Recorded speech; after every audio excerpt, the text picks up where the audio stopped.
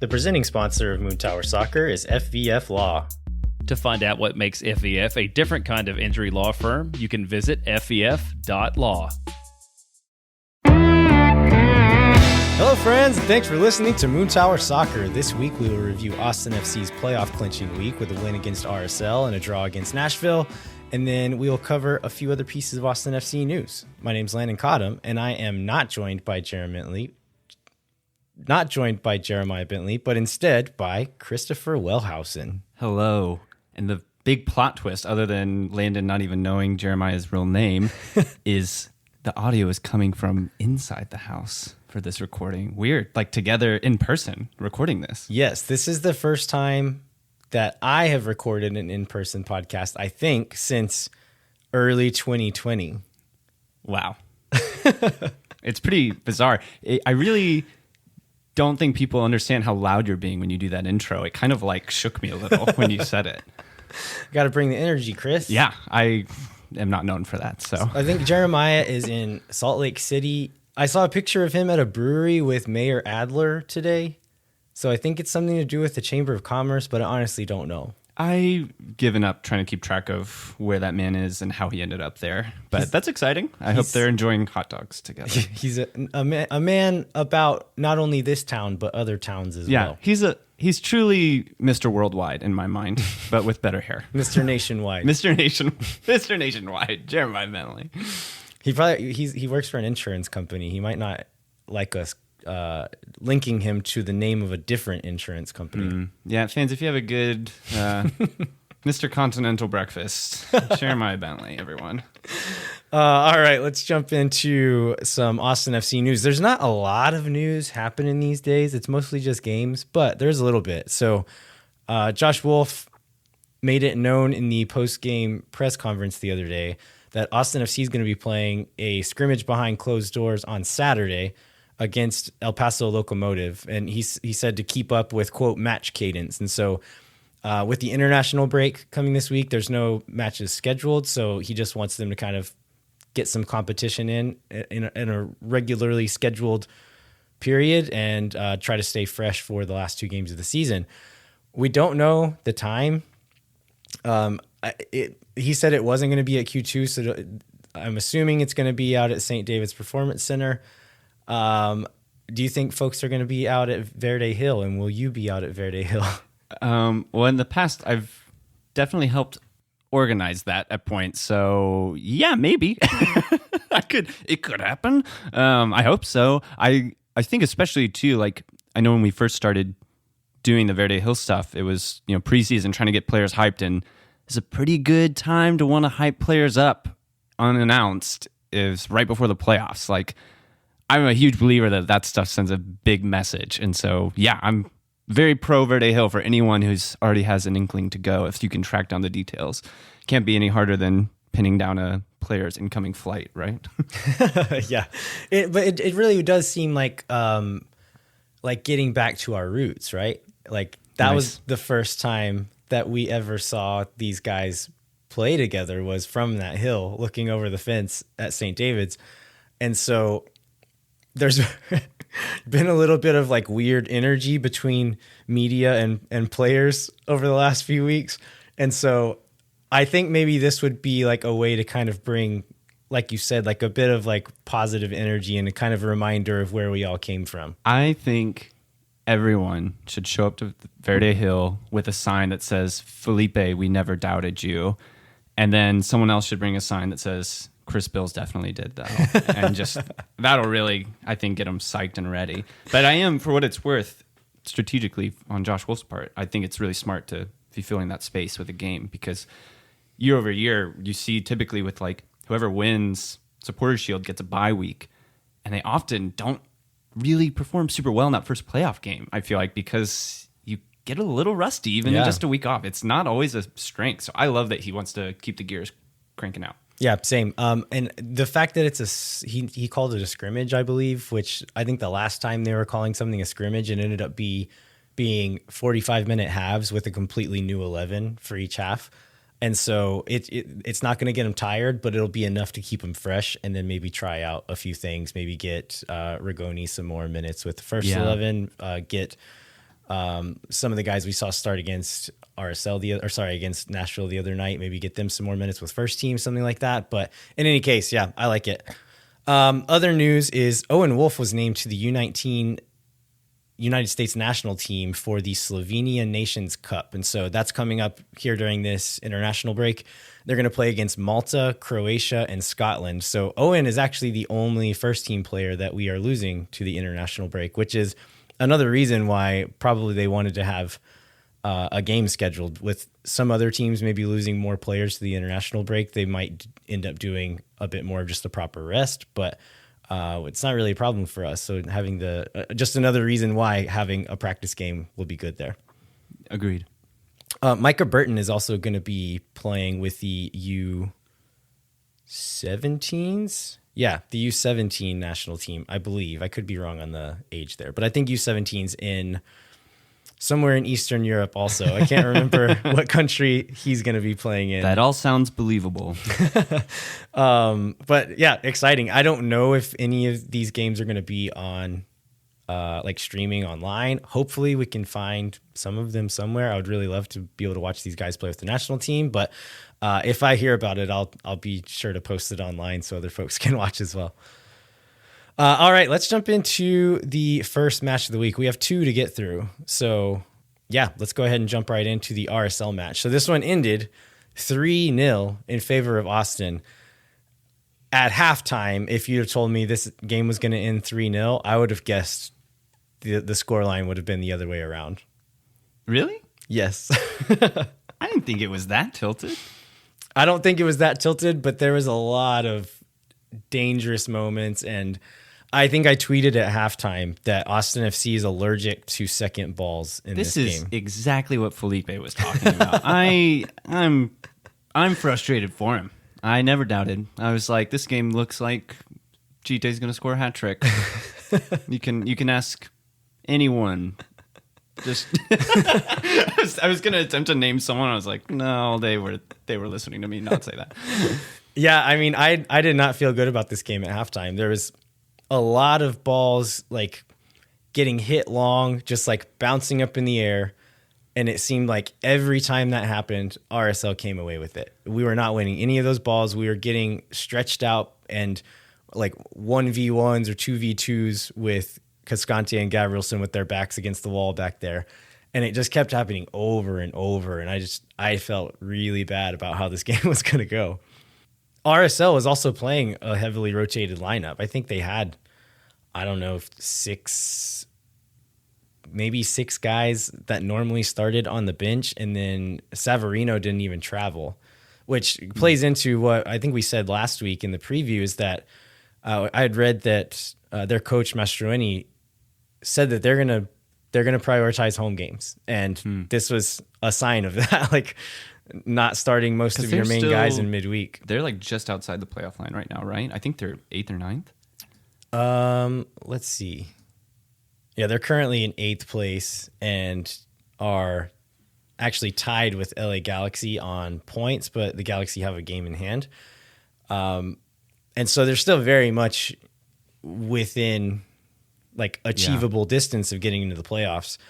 And I mean, they have a much better record at home. They have the geographical advantage of playing at home as well. It's a hard place to go and play. And so they really leaned into that. They're like, okay, midweek on the road, we're going to rotate hard and try to steal a goal and then call it good. And they almost did it a few times. Austin was able to hold off. Looked a little sharper at halftime. I think Wolff was able to make some changes.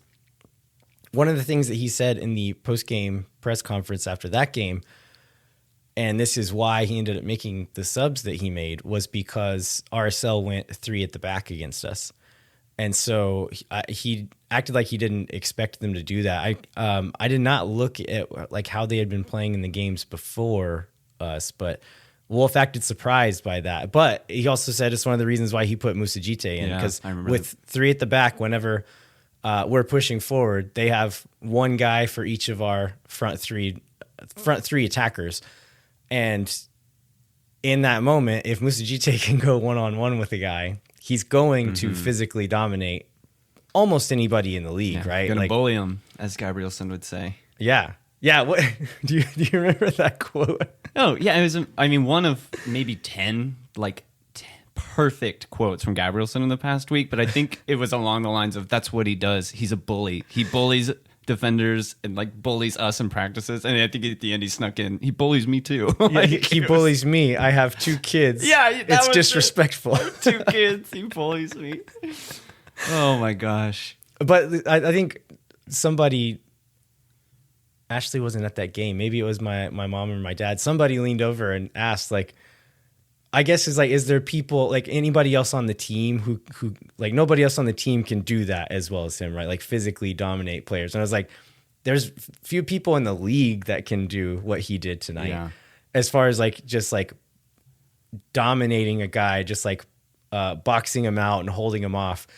We've always known he can do that, but he brought in the technical side of it during this game as well and looked really sharp all around, not just physically. Well, he's such an interesting player because I feel like we all have this tendency, especially if we're just consuming so much soccer, right? You have this tendency to want to put players in a box and you're like, oh, he's this big physical dude. That's his game. But he's actually pretty tricky with his feet. Yeah. And so it's so strange watching him because you're like, wow, he just bodied that dude and kind of spun the ball around him while he did it. And I don't even know how to make my eyes believe what they just saw.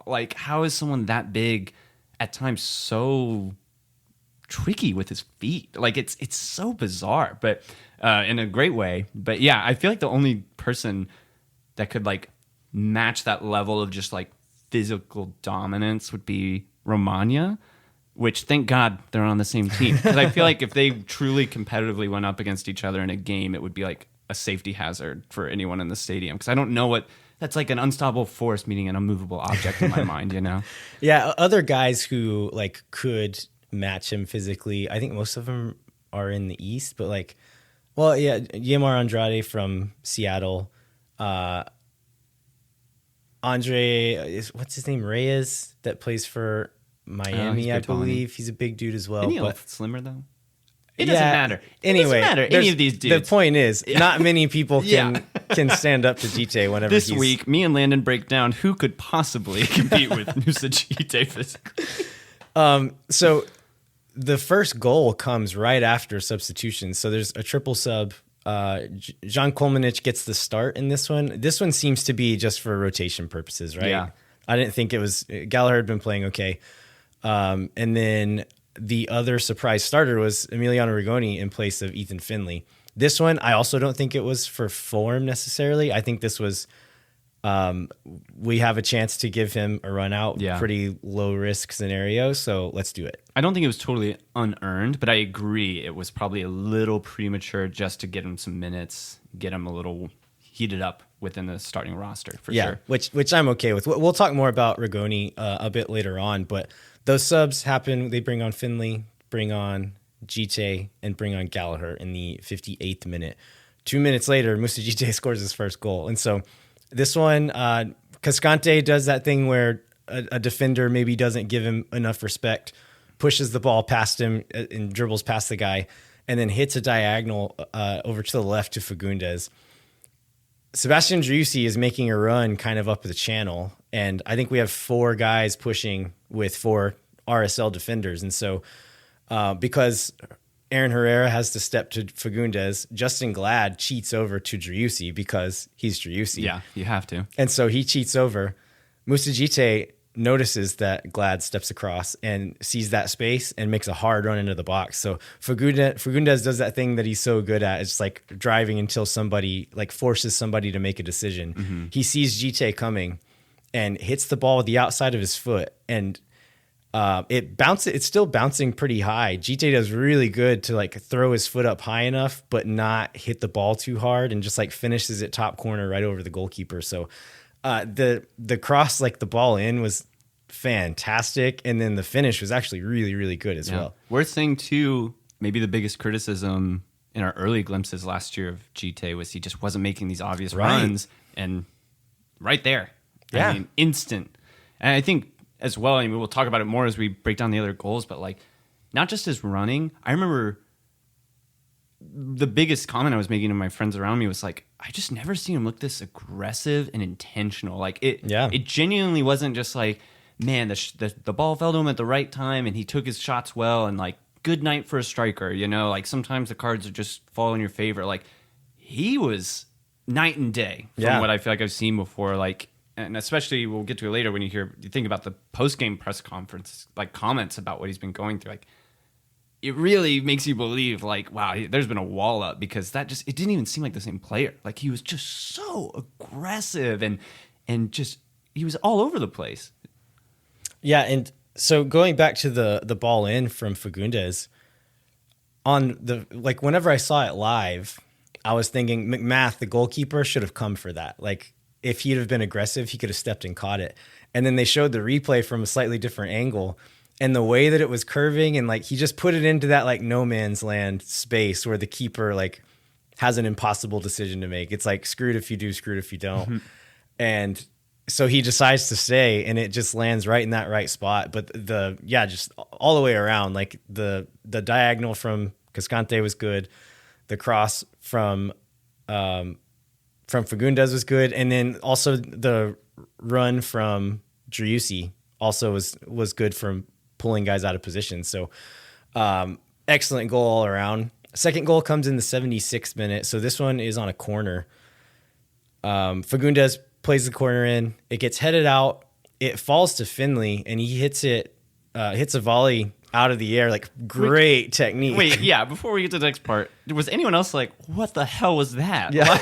Like, I know Ethan Finley for doing one thing, and that's running down the line endlessly and crossing it in. And I was not emotionally prepared for him to take that shot. Yeah, it's like one of those that like it looks awkward because of how you have to hit it, but like he did a good job not to lean back and to like strike it clean. And it's like when you hit it like that, it's kind of like lofted, but had it been a few inches lower, McMath had no chance on it. And so hits the crossbar, falls into the box. It gets headed again, just like it was one of those like head it where you can. And because it was so close and like bounced straight down, they didn't get a lot of power on it.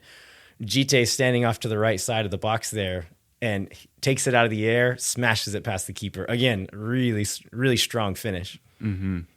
He's got a hell of a foot on him.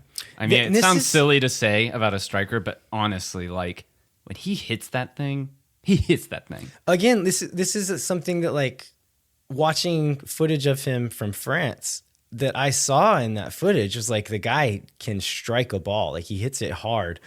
And I just felt like we hadn't seen it here in Austin yet. We hadn't seen him do that. Like even the goals he scored have been either shorter distance or like he's like scuffed some shots, hit some high, and find like all of the ones that he hit in this game, he just like rocketed all of them, which was great to see. When I think some of that you can chalk up to like, I think you have to choose at this point to believe this narrative because it's still a somewhat small recent sample size, but like, if he's adapting more to the system and mentally in a better place to focus and just deliver, that's what I think produces those moments. It's like so much I hear the narrative around him being like, oh, he's a really good striker that doesn't fit the system. So Urruti fits the system better. So we got to stick with Urruti. But like, if he can adjust more and more to this, he'll get more moments like that. And like, it's clear why you want him in those situations because he's got the natural ability of a finisher. Yeah, and like it's like striking the ball is a confidence thing as well. And strikers, it's not uncommon for them to lose confidence and go on a cold streak. Yep. And then you find one goal and they start flowing again. And so, it definitely happened in this game because he got his third one a few minutes later in the 80th minute. This one starts at the back. So Austin's playing it out of the back and RSL's pushed up pretty high at this point. We actually lose the ball, but then with their first pass, Ruben Gabrielson cuts it out and kind of pokes it past the defender as he's winning the ball. He notices a bunch of space opening up in front of him, and so he just goes. He's like, all right, here we go. I'm just going to take it until somebody stops me. And so he gets up pretty close to the edge of RSL's box and squares it across to Fagundes and continues his run into the box. Fagundes plays it back into him into the box, and he just does this like just like a casual little flick behind him, just enough to like slow the ball down to Djitte. Djitte receives it in the box. He's 1v1 with the keeper, and just like calmly, the keeper's running out at him at this point. Just super calm, super confident, slots it past him, 3 goals. Yeah. I mean, I wish we all had the confidence of Ruben Gabrielsen, because not only does he say, "Yeah, I'll just keep going, no worries, not a problem. I don't need to focus on being a center back right now," but continues the run and then does arguably one of the best like subtle little assists of the season. It was like, really good. Like if Driussi did that, we all have been like, "Of course, yeah, and that's what he does. That's him," you know. But like, it's like, Gabrielsen is pretty classy on the ball. Like in moments where he's done stuff like that, like when you're taking those heavy touches forward to try to like eat some space up, it's really easy to push it too far and to like outkick your coverage there and to lose the ball. And he's doing it perfectly, like sprinting and taking these nice, like perfectly weighted touches forward to keep the back line on their heels a little bit. And Sebastian Driussi deserves a lot of credit on this goal as well, because as Gabrielsen is approaching the box, Driussi runs in front of him and kind of pins Justin Glad back. So like Glad would have been the guy to step to Gabrielsen there, but because Driussi runs in front of Gabrielsen, it wasn't a great passing option, but Glad had to stay with him. And so that opens up some space for him to keep the ball a bit longer. He squares it to Fagundes, and as he plays it, Driussi curves his run and runs back across the box again, and Glad has to pull him out of space. That opens up that space in the middle for Gabrielsen to make his run into. There's only one defender there between Gabrielsen and Djitte, and Gabrielsen takes him out of the play with that little flick, and that's how Djitte gets one-on-one with the keeper. But just, again, so well worked all the way across, and just like you said before, like this is not a fluke thing. Like Djitte was on it and just didn't do anything wrong, really. I didn't see him do anything wrong in the 32 minutes he was on. Seriously. And man, I mean, everyone knows it, but how lucky are we to have Driussi on our team? Because it's one thing to have an MVP caliber player. It's another to have one that's that active. I mean, what a nightmare to defend against. Like, it's like Chicharito's movement, but 10 times the work rate, and his heat map covers the other 2/3 of the field as well. Yeah. Like, how do you even, I don't even know what to do. Like, if I was a defender, if I was a coach trying to go up against them, I'd just be like, good luck, boys. Like, we'll talk a little bit more about that. I want to get into, after we talk about the Nashville game, talk about the MVP race and like why Driussi might be deserving of that award. But first, let's talk about Moussa Djitte some more. So he was the MLS Player of the Week for the midweek match week. He is the 6th player in MLS history to score a hat trick off of the bench, and was the first person to do it since 2010 when Chris Wondolowski did it. And he also scored with his first touch of the game. Oh, did he really? Yeah, the 60th minute goal was his first touch of the game. Wow. I meant to look this up too, but he may have scored with all of his shots. No, he had a couple of others, because there's talking about his just like class on the ball. They're pressing, and he picks a ball off of the defender and takes a nice touch into space, and then they're all closing down, so he just has to wallop it and just hit it as hard as he can, and it hits McMath in the chest, and he catches it. But really nicely done to even get into that space and get the shot off. But yeah, Djitte was excellent. We'll talk more about him in the next game as well. But this game meant that Austin did something they failed to do in the 3 previous games, which was officially clinch a playoff spot.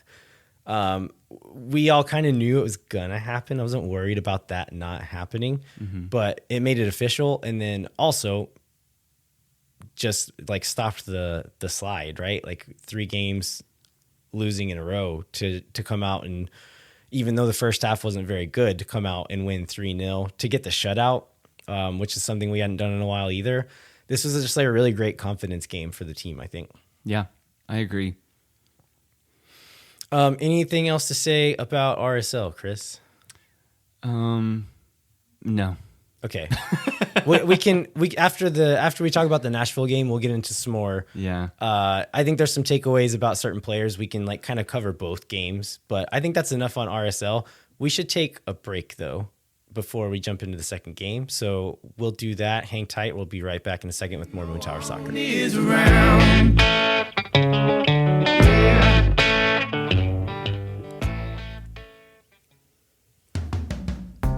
There's only one home game left on the schedule right now, but Moon Tower Soccer will be giving a ticket away to it thanks to our friends at Sage Wilson Property Group.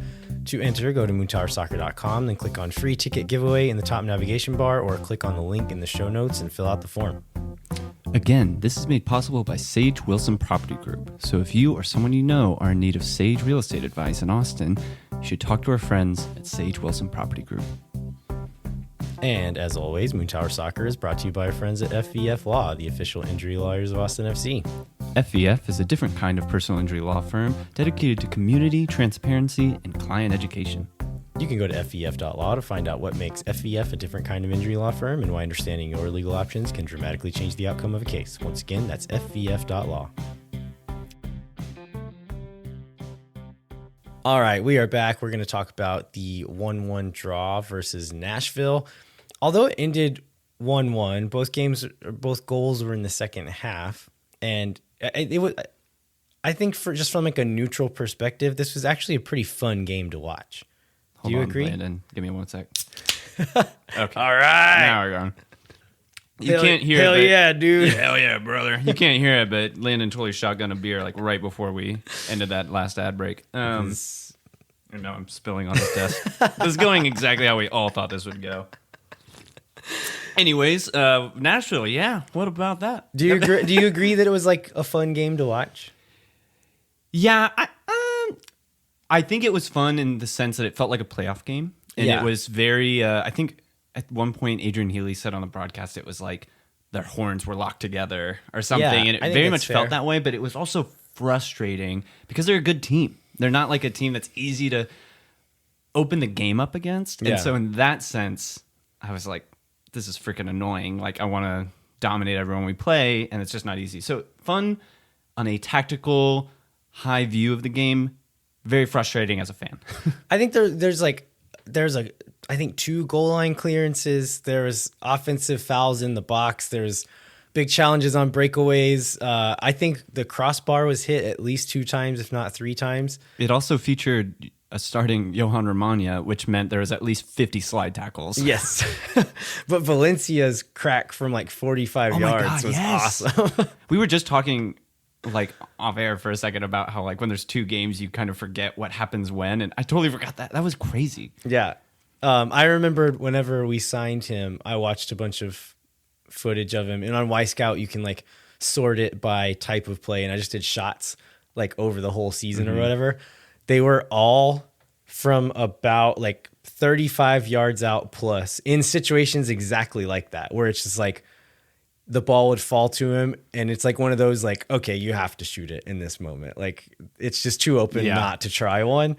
And he almost always would like scuff it or like hit it wide. Yeah, I remember you being like, not a strong suit. But yeah, he hit this one really sweet, and it was just 6 inches too high and went off the crossbar. But that was pretty exciting there. So we talked about RSL being a rotated lineup midweek. Austin ends up rotating a little bit in this game. So the starters end up being Stuver, Gallagher at left back, Gabrielson as center back, and then Jhojan Romania starts instead of Cascante here, Nick Lima at right back. And then Johan Valencia starts at the 6 instead of Pereira. Owen Wolf starts in the Alex Ring position, and then Driussi starts. And then we get Djitte up top, Ethan Finley, and Rigoni all starting on the wings. Whenever I saw this lineup drop, I was kind of expecting Rigoni to play out on the left. Rigoni has played on the left quite a bit, and I think I've only ever seen Ethan Finley play on the right. And so I was kind of expecting him to do that. But it seems like this was a bit like the RSL game, maybe more of like less about the most likely thing to win the game or like the best thing for the game, and more about just getting Rigoni some reps in the spot that he's most likely to play. I actually disagree slightly. Okay. And maybe I'm mishearing you, but I have a theory that I'm gathering after that Nashville game, and RSL specifically, this past week in general, that because Rigoni is ambidextrous and can play on either side very comfortably, I think Josh Wolf is playing with the idea of really leaning into that tactically, because him and Fagundes have switched sides. Him and Finley switched sides in this game, which is, like you said, not a thing you would look at Finley and be like, you're definitely someone I want to like really push the boundaries of where you're comfortable. You know, he's really good at his lane, and it's good to keep him there. But I think, and wouldn't be shocked for the total football mindset of Josh Wolf to want to say, hey, I've got two starting wingers, starting caliber wingers in Rigoni and Fagundes who can play on both sides and offer different things. I want to stress defenses out and switch them.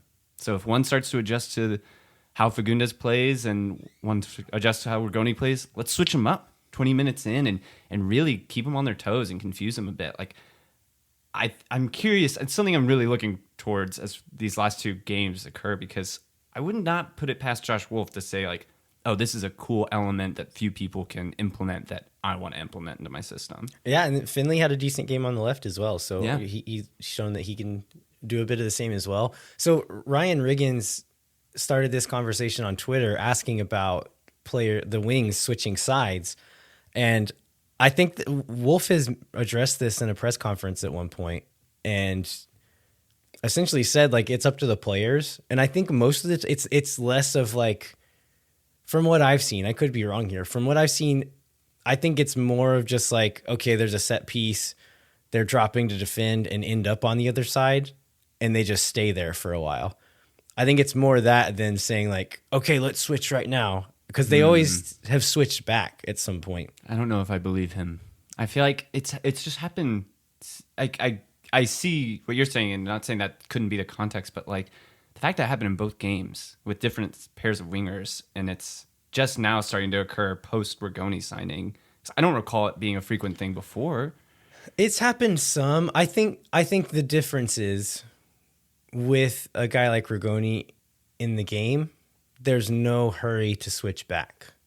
Whereas if you have Owen Wolf out there, then maybe it's a bit more like, okay, let's switch as soon as we can. But like with Diego out there, with Rigoni out there, it's like we're both good on this side. Let's just stick with it and see how it goes for a while. And then when we get a chance to switch back later, we'll do it. Yeah, it'll regardless, it will be really interesting to see how that impacts games moving forward, especially once he gets more comfortable. Rigoni, because a DP, I mean, if he gets really rolling, like that's not just like a casual switch. Like you could suddenly go from like, okay, Finley's going to hang out wide, I just got to buckle up next to him and it'll be fine, to like, oh my God, I've got a 1v1 nightmare against me out of nowhere that I was not prepared for, prepped for, because my coach prepped me for Finley or for Fagundes, you know? Yeah. So that could be a cool wrinkle in our approach moving forward. Yeah, absolutely. So no goals at halftime. Looking at the subs, so like the guys who rotated, I thought both of the Jhohans looked quite good in this game, especially Romagna. I thought Romagna was like not just pretty good, but like good. I want to really highlight too, because he did a lot of this stuff I've already joked about. Like he's a slide tackle machine. He's a physical dude. He's imposing. His passing out of the back was not just good. It was very brave. He looked and very I don't confident. ever remember him doing that. Like, and I would not be shocked if Wolf very directly has been trying to work on that with him, because it's such a big element of Cascante that Wolf hypes up so much, is his ability to contribute to the attack as a defender. And like, Jhohan can pass that ball, man. Like, oh my gosh. Yeah, so this is the thing that I've been saying over the last few weeks, like with Cascante being prone to at least one big error every game. I was saying that, yes, that's true, but there's nobody else who can do anything even close to what he does offensively. Therefore, I don't think he'll ever get benched. This game made me think that like Romagna is coming for him. Like I've never seen him, even in like, he played in a game less than a month ago, maybe 2 months ago, where he came in and looked so clumsy and so scared on the ball and was like staring down every pass that he made. And in this game, he looked confident. He looked like he was having fun on the ball. And this is not a thing that we've ever really seen from him. Didn't he thank the coaching staff in the press conference after too for putting more trust in him and giving game time? Like, you know, we talked about mentality with Djitte against RSL. I think it could be the same thing here. Like, it is a tightrope for a coach to manage players mentally because you want 18 to 20 guys that all deserve a spot in the starting 11 but can't all have it, and to keep them motivated is not easy over a course of a season, you know? And so, like, yeah, maybe we're seeing the fruit of some really good man management here because he looked really up for it. I was really, really impressed with him. And to your same point, I feel the same way. Like, if you asked me a couple months ago, I would have said he's one of the guys I want to get rid of in the offseason. Let's upgrade there. And if he can keep that consistently up, I think we are set center back. Like, if we can have him and Cascante competing and Kippy on the rise, you know, as a young talent, like, that's a good set of 4 center backs for MLS. That is real quality. So, yeah, I was really encouraged by his performance. Yeah, it's one game, but if he can do even a little bit of that going forward, and that's what we kind of hoped for last season, right? He started to look a little better at the end of the year last year, and then had looked poor in preseason, had some injuries, and just kind of fell off. So let's hope this is not just a blip on the radar, and that it's for real. He can carry it forward. Johan Valencia, I thought was solid. Didn't do anything spectacular, but like, I thought defensively he did a good job. He receives the ball and moves it along quickly really well. I don't think he's as dynamic, certainly not dribbling on the ball as Pereira is, but still moves the ball really well and is like really safe on the ball for the most part. Yeah, I love watching Valencia play and players like him because he is like him and Danny are very different in how they play that role. And, you know, Danny he glides on the ball. He's not always quick to step. You know, like if you come into the right space, he'll step. But Valencia, it's like, man, if it's like his radius of I will hunt you down zone is just huge, because I swear it's like you watch a pass come in as the camera's catching up, and then out of nowhere there's just this dude like a heat-seeking missile honing in on someone, and he just gets so tight. Like, he's not like getting near you to let you know like you don't have a lot of space and you can't dribble forward. He's like, I'm gonna take that ball from you. Like, it's so aggressive and forceful. I don't like big player comparisons generally, but I do think Conte is like a really good comparison in that, like, he gets really tight, he's really aggressive to get the ball off you. He's not messing around. Like, it's fun to watch. And there's just like, it is a skill too. You think of that being like an athletic ability thing, which is part of it, but there's also a skill in knowing how to get tight and put pressure without just bowling a guy over. And it's a thing that Danny Pereira, he's gotten better at, like, the physicality part, but loses challenges a lot, gets cards a lot for reckless challenges. And so having the aggression to get there, but then like the wherewithal and the ability to not kill someone when you're doing it it's like Tyler Adams is one of the best in the world at this. No, and he's amazing to watch, like, close down space and smother someone. That's a good comparison. And smother is a great word, because I think the other side of the skill of it is like when you commit to someone and you're basically exposing yourself to be dribbled through, because a lot of offensive players want you to get tight so they can get through you more easily, because you have to commit. And to be able to commit and not just not barrel through someone, but not completely lose them and just get tossed to the side and open up all this space in a very vulnerable part of the field, like, is an enormous skill. And he does a good job of, like, maintaining his balance, staying on the right side of the defender, but still closing down on them that they have to get rid of the ball very quickly, which, yeah, it's really fun to watch him play. I was really impressed. Yeah. So as good as, I know we just raved about these two guys, I think there's still something missing from the team. Owen Wolf also, I thought, had a solid game. I think especially again, this is all in the context of the fact that he's a 17-year-old boy out there, like physically matching up with grown men and winning a lot of the times, and then playing safely on the ball. The difference here is we were able to move the ball forward, get it into the attacking third, and then not connect anything once we got there.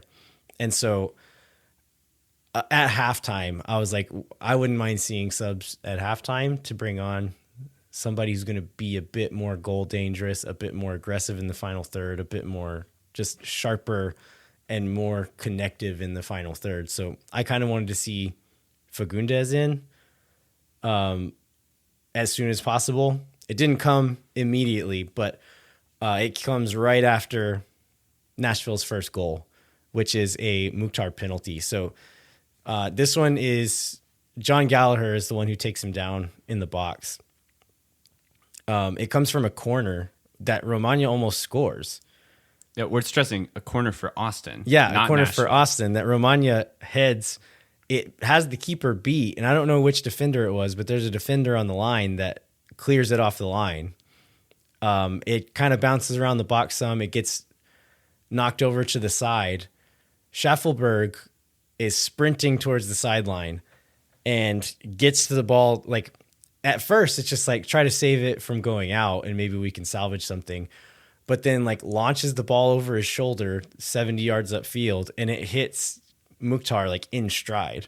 And so Gallagher is sprinting back to try to recover and catches up to him. Mukhtar does an excellent job of keeping Gallagher off balance, just like step overs and kind of like juking one way and then continuing to run the other way. He gets a bit of an edge on him with one of those moves and gets in on goal. Gallagher makes the last ditch effort, goes to ground, and in the moment, Mukhtar does really well to just get his body in between him and take the contact and goes down. But I think it was a fair call. There wasn't a great camera angle of it, but just judging, like looking at the angle you had and the contact that was made, I think it was like it could have been a fair foul against or a fair tackle against a lot of players, but Mukhtar just does a good job to get a leg in the way and take that contact and go down. Yeah. You know, as bad as I normally get over penalties against us, I'm really not mad about this one because it's a really good reminder that Gallagher has not played a full season as a defender before. Yeah. And yet he is one of our best defenders. And honestly, too, if he doesn't make that last step and Stuver saves that ball, we're looking at that as like, wow, what are the defensive plays of the game? Like, he does a great job recovering. I do think it's a learning experience of trusting your keeper a little bit more and just narrowing the angle rather than committing and thinking you've got to be the guy to make the play. But it's also worth remembering, too, like, not only is it his first season as a defender, he's up against maybe the MVP or at least a top 2 MVP candidate in the league. Like, it's not like, you know, Dax McCarthy's on the break. Like, and you just got to be ready for it. Like, it's a tough opponent to go 1v1 against with no support. And yeah, you know, it's frustrating when it happens. I'm sure a lot of people were mad when it happens. Like, I was mad when it happened, but it's understandable. You know, it's what happens when you play a good team. Yeah, I wasn't mad at Gallagher by any means. Mm-hmm. Like it's a tough play, and it broke bad for him. And if you're gonna give up a goal, that's as much of a fluke as it isn't, right? Like a corner that's just last ditch cleared, and it just is perfectly cleared in the right place for someone to take advantage of it 1v1. Like, it's not like they systematically broke us down and we were all caught ball watching, and it was just a total disaster. Like, it's just a tough situation. Yeah, really well executed by Nashville as well. Yeah, and a bit lucky by Nashville, I think, too, to just get that ball to Mukhtar's feet. So, yeah, it is what it is for me. Austin starts making subs right after that. So, Pereira comes on for Valencia, Ring comes on for Wolf, and Fagundes comes on for Rigoni. And I think a minute or two after that, Austin's goal comes. So, comes, again, from an Austin corner. Fagundes' ball in goes right over the scrum, like in the 6-yard box, and it maybe skims Djitte's head. I think Djitte was credited with an assist. I'm not entirely convinced it actually touched him. Oh, really? But the way he jumped, I thought he was going to get it. Like, yeah, he went up there. I mean, if nothing else, he distracted the defenders. But Driussi is standing the far side of the 6-yard box there and like traps the ball perfectly. Like, just like receives it on his foot and it just about a foot off the ground and just drops the ball on the ground and it doesn't move again. Takes one little step inside and he's like, I don't know, like a foot and a half from the keeper, and which is kind of like an awkward position to be in, and then just roofs it from there, which is like a great finish. It looked like kind of a lucky, clumsy goal. But again, if you actually watch it, just like most things Driussi does, it's like, oh no, that was actually really impressive. Yeah, it really was. So it was good to see Driussi get a goal because he's been on a bit of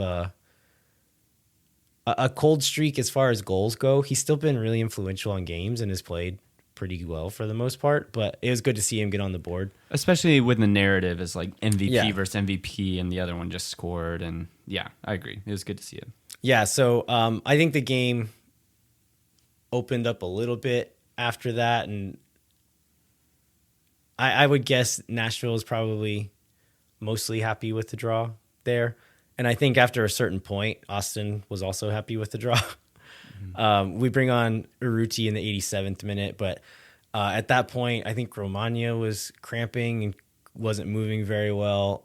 And kind of after that started happening, it was just like, okay, let's not get too crazy here and try to salvage this point. Right. Yeah, overall, I thought it was a good performance for a lot of our guys and as a collective. And I think the big thing when I was watching it back that I was really happy to see is defensively, as a unit, we dropped back really well.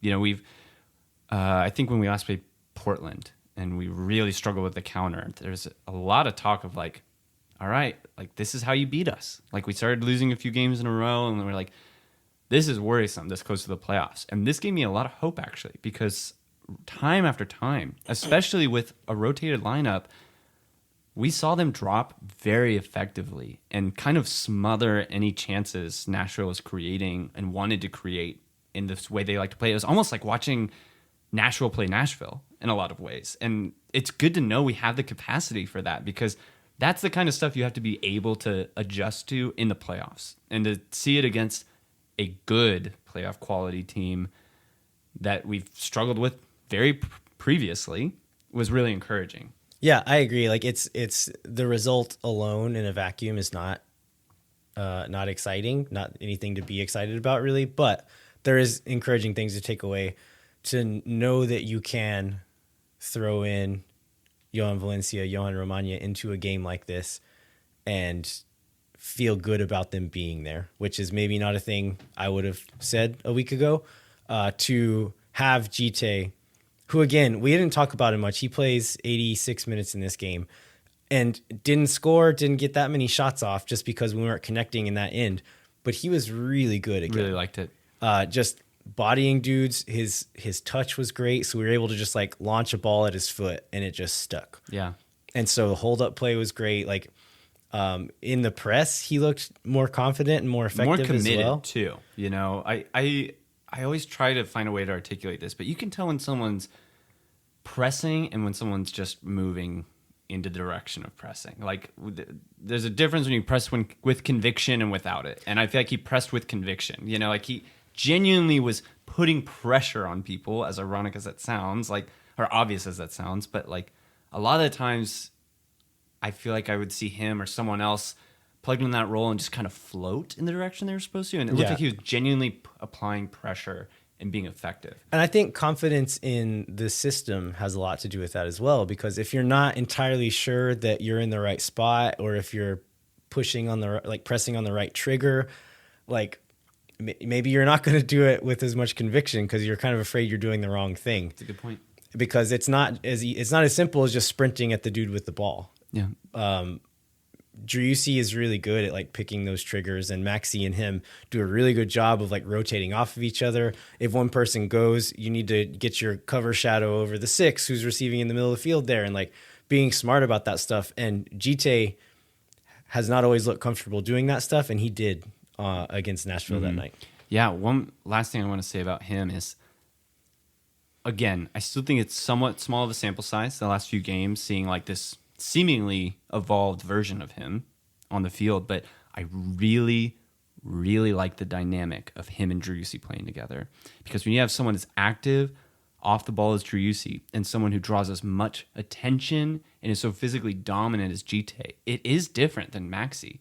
Like, when we signed Maxi, I always viewed him as this kind of false nine who's good with link up, takes kind of wild shot opportunities, good at pressing, which is all true, but he just doesn't pull as many people into him as Djitte can, because like you can see as a defender when your other defenders like cannot hang, and like you feel the panic of like, oh, he's pushing up against him and he's losing, like I need to suddenly reposition because I think he's about to get beat. And when you combine that with like, oh my god, Driussi's making a cross-field overlapping run, I think if they can get a little more time together, Djitte can keep this level up. That is a whole different level of attack if they can unlock it. It also gives you the ability to like skip a line.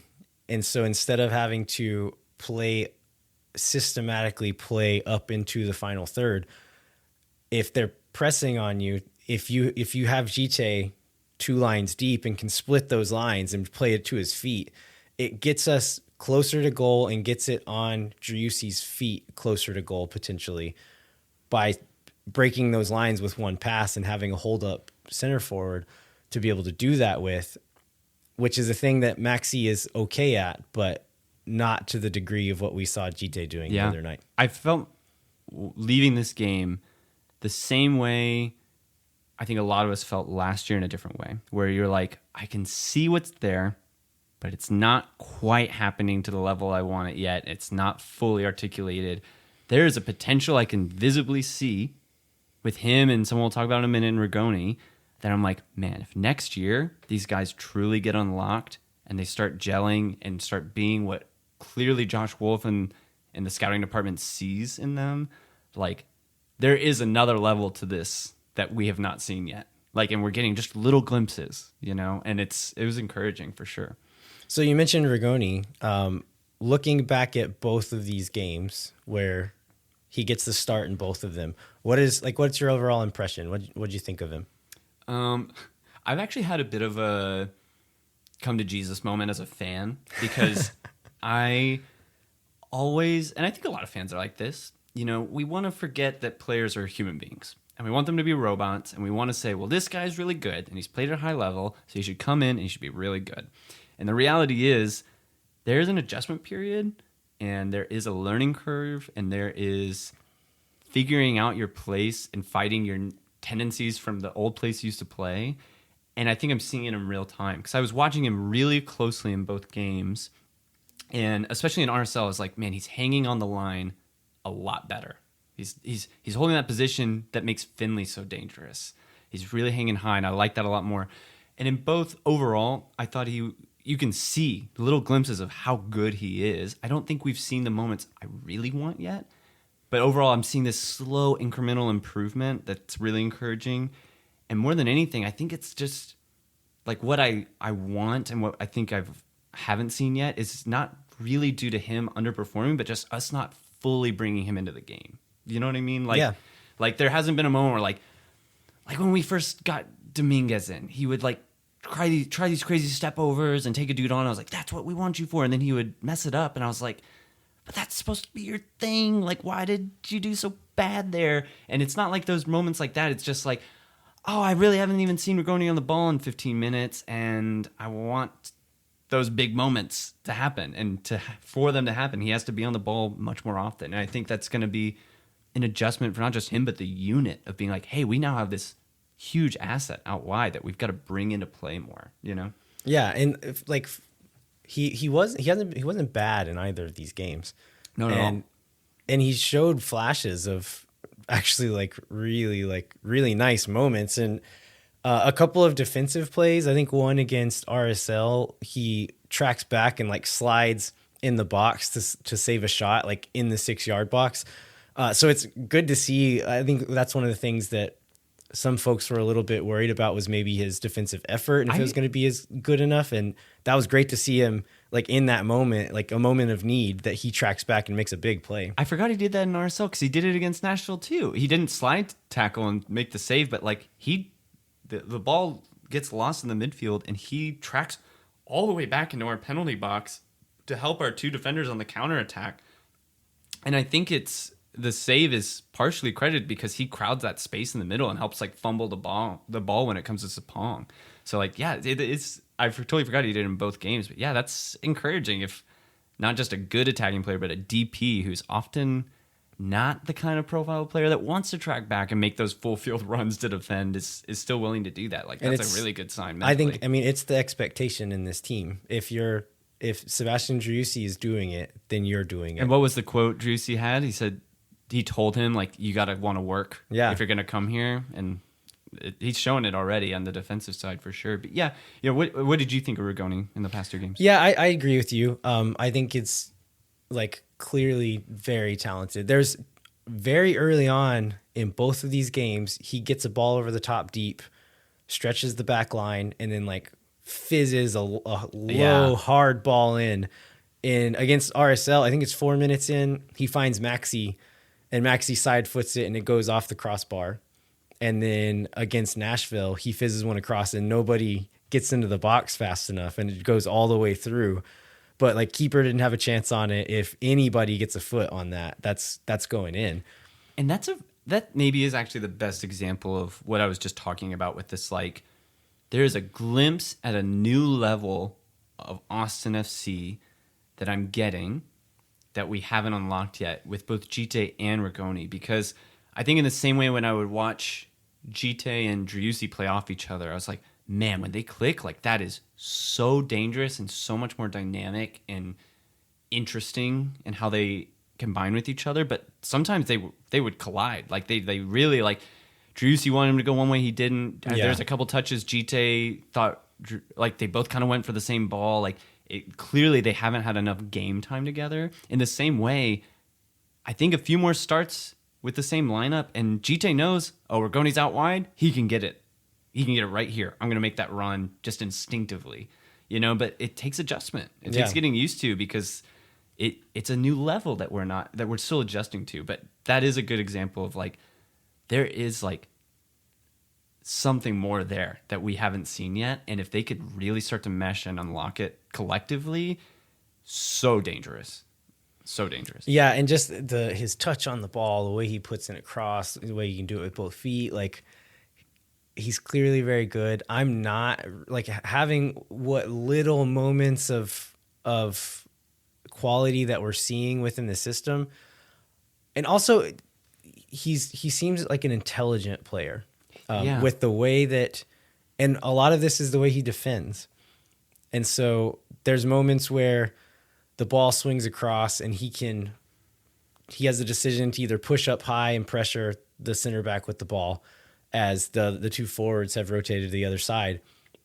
In both of these games, I would see moments where he would start to step and it was enough to make the defender think twice, but then would rotate back and cover the fullback or the winger, whoever was floating out wide. Because if he steps, they're going to play the ball over his head, and then they have a lot of space in behind there. So he would start to step forward just to make them think a little bit and then drift back and cover up that winger. And so lots of moments like that where you can tell, like, he's thinking 2 steps ahead and is kind of on that level that Driussi and Ring are on in this team. Right. I see that in him, and I see these flashes of just like technical quality that he has. It gives me confidence that he will be really good in this team. My concern is that he's not going to be really good in this team this year. Yeah. I agree. I think he needs a big performance in the next 2 games for us to have any real hope that he does something in the playoffs, because that's a tough environment to wake up in. But as far as like who he is as a player, how to judge him right now, we want our big attacking signings to be like banging in goals and assists till the sun goes down. But I actually get a lot of encouragement comparing him to another big signing in the league in Gareth Bale, because when I watch LAFC play, Bale doesn't contribute much out of the big moments. Like, when he is ruled out of the game, he's not adding a lot defensively. He's not adding a lot in link-up play. He's not pulling a lot of attention. And I feel like this Nashville game is a really good example of Rigoni, in that, like, he did not get any big moments, truly, because Nashville is a really structured, sound defensive team. There's not a lot of freedom for a winger to go 1v1 and really have a flashy moment like that. Yet he still contributed really well just baseline across the board. Right. And that's something we should all take a lot of courage in. It's like, hey, we're not like sacrificing the system and just like the kind of floor level of play by bringing this guy who has a high ceiling, like LAFC is kind of doing with Bale and struggling with. It's like he keeps the floor high, but also has this whole new level that we can, if we can adjust to, hopefully unlock. Soon. Yeah, like it changes everything, right? And that gives me a lot of courage or like hope, I guess, for moving forward. Let's say he has one more decent outing. Let's say like 10, 15% better than what we saw in these games before the end of the season. We get our first playoff game. Do you start him or do you start Finley on the right? I think it somewhat depends on the opponent, but I think my full stop opinion is if we have 2 games left, if he scores in one of them, I start him. As I think mentally as an attacker, a goal gives you a lot of freedom of stress.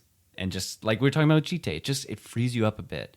And I think he's the kind of player that when he's confident, will try a lot more and do a lot more. And I think if he goes into the playoffs, especially if he starts the next 2 games and doesn't score, even though it's a small amount of game time, it's just not the confidence I want going into that. And maybe you want to trust someone like Finley who fully knows the system. But if he does, and you're like, okay, you have a little belief in yourself, yeah, roll the dice. Like, let him go. Like I said, he's not lowering the floor by any means. Like, let's get the confident guy who can raise the ceiling quite a bit in there. Yeah. Yeah. And as we've said several times in conversations about Rigoni, super sub Ethan Finley is a pretty damn good thing to have. Amen. Yeah, this is not a Ethan Finley trash hour by any means. Like, we all saw the crossbar insane shot from I believe. But yeah, I agree with that. Okay, so the one part of the narrative of this in the last game against Nashville was Mukhtar versus Driussi, the top 2 MVP candidates here. It seems like with Driussi and Austin's slump over the last few games that Mukhtar is pretty much everyone's favorite at this point. Do you think that's fair? Do you think Mukhtar should win the MVP right now? I feel the same way that I did about your smile rankings whenever y'all did those, and that Driussi should win. Like, I worry that Mukhtar will, just because these often get so surface level and come down to like who's got the most goals and assists. And right now Mukhtar does. But the reality is, like, look at all the other stats, because Driussi already has an insanely high goal and assist contribution. But look at all the other stats of what he does defensively, how we play with him versus without him. Like, it is completely different. And he just, I think he's not only elevated our team more year over year than Mukhtar has, but I think he contributes more than just to the attack as a player. And I think overall, he's a better player. I think this is the big question about MVP races in any sport, is that what is the definition of this award? What's the criteria? And if it is truly the player that is most valuable to their team, I think Mukhtar probably deserves it, because without him, I don't think they're a very good team at all. Driussi certainly elevates Austin, but I think we're like maybe still pushing for a playoff spot without him. Let me ask you this then. If you were an expansion team and you got to pick one as your first MVP or your first DP to build around, which do you pick? Well, so this is the other side of this argument is do you give the award to the truly most valuable to their team, the player that they could, or otherwise known as the most valuable player, or do you give it to the best player? And those are often different people. And so if I were picking one of them, I would choose Driussi because of the things that he does off the ball, because of the dirty work that he's willing to do. I think probably Mukhtar would do those if he was asked to. He's not asked to. He's told not to do those things, essentially. And you see on corner kicks, he's standing at the halfway line waiting for a break. And so these are moments when Driussi's in there winning headers and fighting dudes. Mukhtar standing up top waiting for that long ball. Everything runs through him. which is part of the reason why like his numbers are maybe a bit more inflated over Driussi, because he's taken like, I don't know, like 35 or 40, or I don't remember how many more shots than Driussi has. He's has 3 more PK goals than Driussi does. And so I think just overall, I would prefer Driussi, but I wish they would like actually define like the criteria of this award. But to your point just there, that's another huge part of this is like, if Mukhtar wins, it will probably be because at the end of the day, he has more goals and assists. But the reality is he's playing higher up the field. He is borderline like a true second striker in Nashville's system. So he has much more prime opportunity to score a goal. Driussi is 3 steps behind him in the field, involved in much more of the link up, and still is neck and neck with him in goal contributions. Like, it's like if you take a close look at it, it feels like Driussi is the obvious MVP, but I agree with you. And the like, is it best player versus MVP? I think the simple solution is I'm going to go home. I'm going to make MLS Best Player Award, and I will email it to Hani, and then we can give the true deserving winner of the MVP to Driussi. But, I mean, that's the other real point we're not even talking about. His name's Hani. We want that guy to win MVP? Come on. Hani? I'm not going to hate on Hani Mukhtar. I actually kind of like him. I can like him just fine and still think his name alone is not deserving of that title. So, in any case, you're right. It's a lot. It's going to be about the vanity stats. They're not going to look at duels won and like, I don't know, defensive sprints. They're not looking at those numbers when they make these votes. It's going to be goal contributions, I think, unless Driussi. What is the goal difference between them in goals scored? Like, it's 3, I believe, in goals scored. So it's like 21 versus 24? I think I don't remember, but then total contributions, it's like 6 or 8 different at this point. So Mukhtar has pulled ahead in that regard. But yeah, I mean, it's going to be about the vanity stats. In any case, I think Sebastian Driussi can be damn proud of his season, and Austin fans can be really proud of him as well, and just happy that we got to watch this dude play this year. As a fan, though, the other vanity stat worth mentioning that could go into those who actually determine this is like Austin is higher up the table. Yeah. And oftentimes I think teams that that will play perform into well get the rewards. So, if maybe Driussi cranks out 3 or 4 goals in the next few games and Hani only gets 1 or 2, maybe it's just enough for them to be like, they finished second in the league. They had a huge uprising. He's got a really high goal tally. He's got it. Yeah, it could be. I think if Mukhtar doesn't have 2 great games and Driussi does, he'll be back in the race. But yeah, we'll see. In the end, it doesn't matter. But it'd be pretty cool. In the end, we all know he's the MVP of our hearts. Okay, looking ahead to the playoffs. So we said that Austin is mathematically clinched to the playoffs.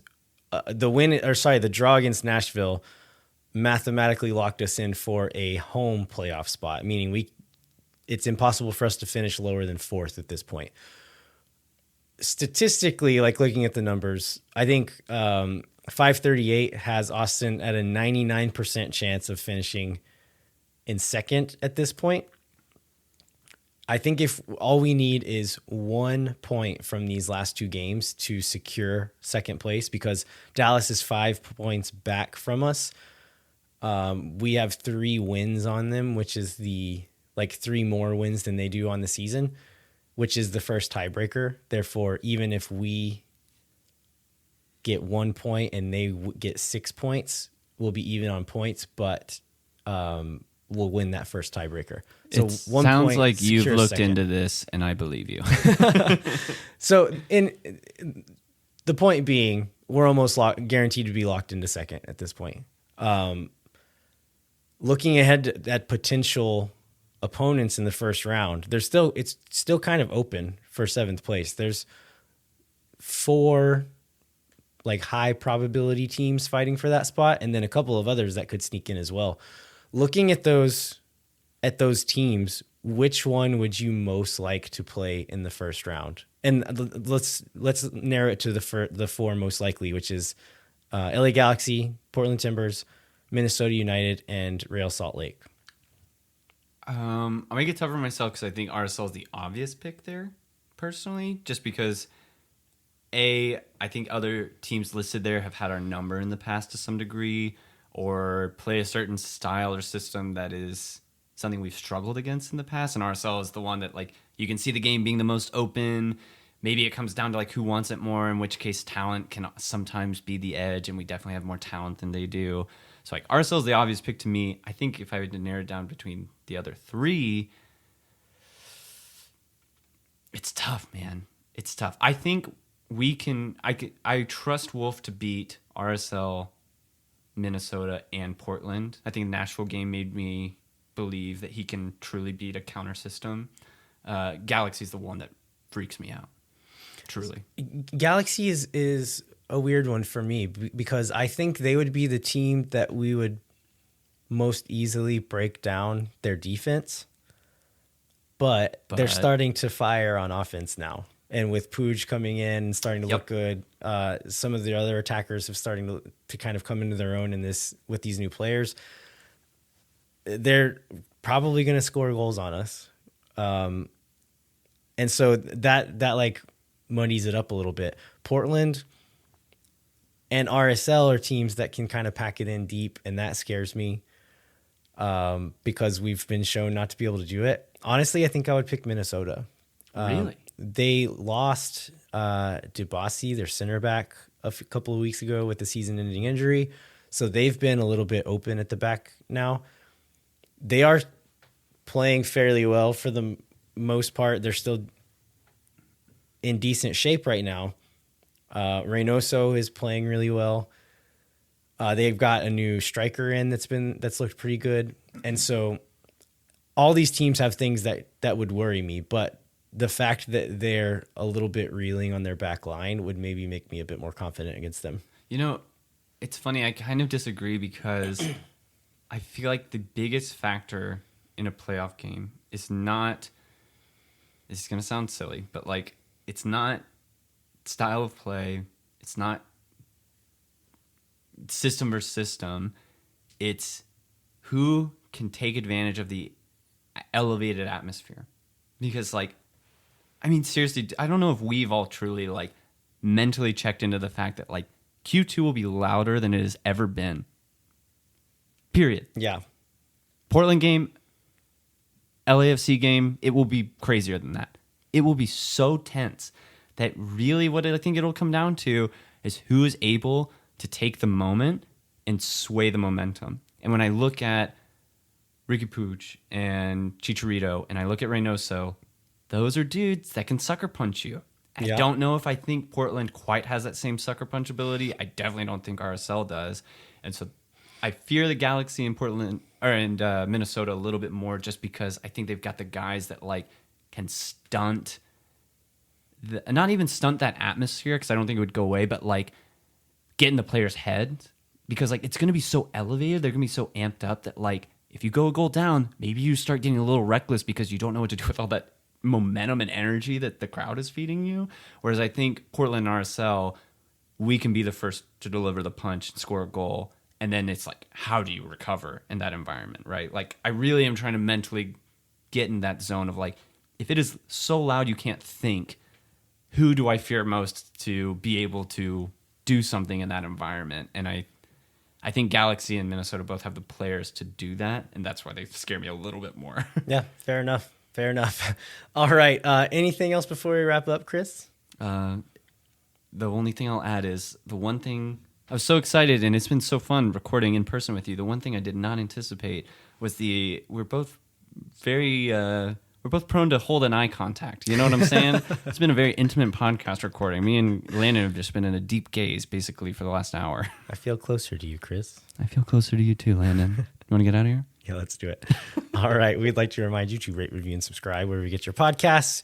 Come find us on Twitter. I'm at elviahero87. Chris is at Chris Wellhausen. Yeah. You never know. I don't know. You never remember. Just search Chris Wellhausen and you'll find him. And then we're at Moon Tower Soccer on Twitter and Instagram.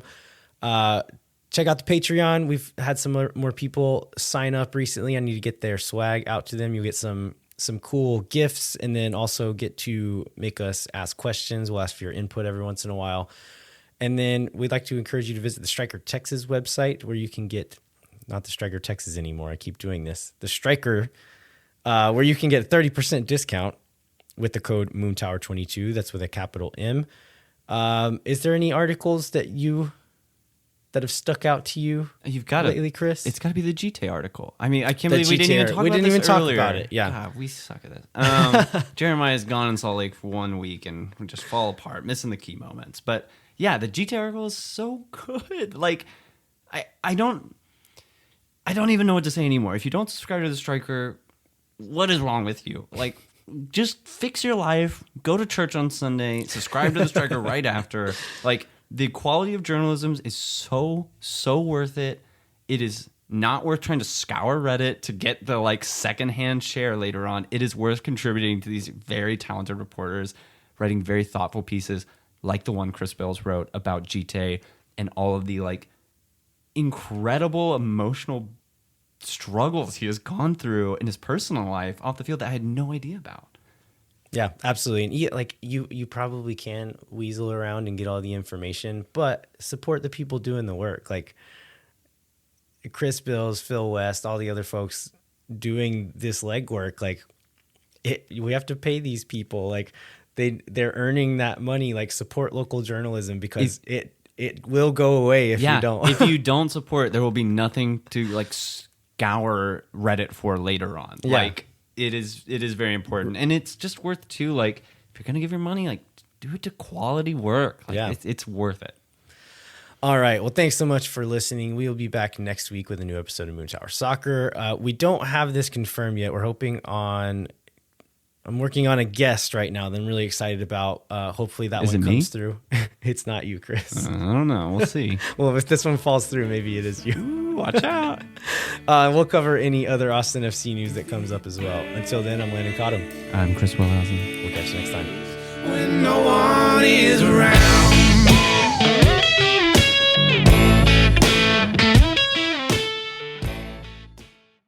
Think for nothing, you never. La gente. Oh my God.